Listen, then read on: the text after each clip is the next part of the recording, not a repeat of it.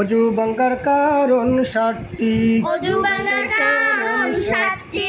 পায়খানা বা পেশাবের রাস্তা দিয়া কোনো কিছু বের হওয়া। পায়খানা বা পেশাবের রাস্তা দিয়া কোনো কিছু বের হওয়া।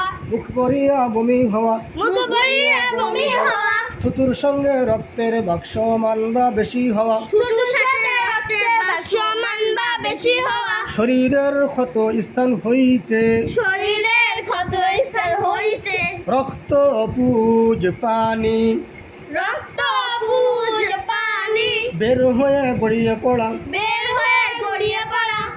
জিদ বা কাত হয়ে হেলান দিয়ে গুম যাওয়া। জিদ বা কাত হয়ে হেলান দিয়ে ঘুম যাওয়া। পাগল মাতাল অচেতন হইলে পাগল মাতাল অচেতন হইলে নামাজে উচ্চস্বরে হাসিলে।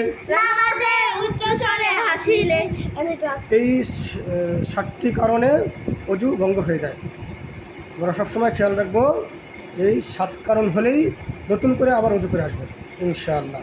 আজকের মতো এখানেই শেষ।